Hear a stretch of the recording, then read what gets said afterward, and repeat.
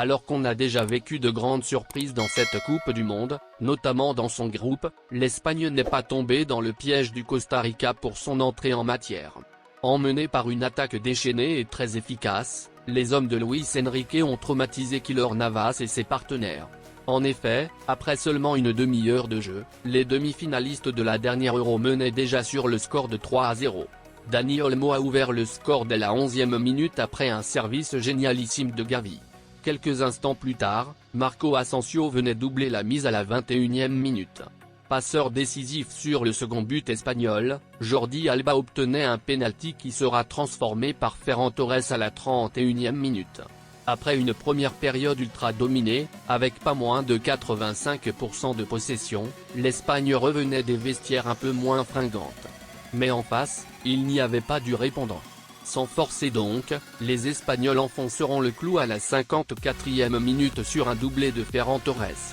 À un quart d'heure de la fin, Gavi signait la Manita à la 74e, avant que Carlos Soler ne marque le 6 buts des siens à la 90e minute. Pour mettre fin au festival, Morata inscrivait le 7-0 dans le temps additionnel. Au terme d'un match plus que parfait donc, l'Espagne entame en fanfare sa Coupe du Monde et s'installe en tête du groupe F après la défaite surprise de l'Allemagne contre le Japon, 1-2.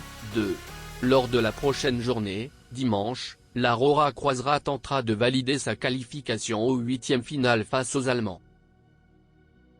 Ismaïla Sarr a suscité l'intérêt de plusieurs clubs durant la fenêtre des transferts d'été, mais aucune décision ne s'est concrétisée. Longtemps dans le viseur d'Aston Villa, son transfert vers les Villans pour un montant de 25 millions de livres sterling qui était tout tracé, mais le deal a fini par s'effondrer. Mais rien n'est encore perdu. Je pense qu'il y a une réelle possibilité que quelque chose se rallume avec Ismaïla Sarr, déclare le journaliste Peter Ork en évoquant l'avenir de l'attaquant sénégalais Ismaïla Sarr. En division inférieure avec Watford, le joueur sénégalais compte 6 buts et 3 passes décisives en 17 matchs de championnat. Au regard de ses bonnes performances, Ismaïla Sarr pourrait bien être sur les radars des clubs de Première Ligue cet été, surtout maintenant qu'il participe à la plus grande des compétitions de football au monde avec son pays. Selon le journaliste britannique, c'est une réelle opportunité qui s'offre à l'ancien joueur de Génération Foot qui pourrait attirer l'attention des formations anglaises qui évoluent en première division. Il était lié à plusieurs clubs de Première Ligue cet été et était sur le point de rejoindre Aston Villa avant que tout s'effondre dans les dernières minutes.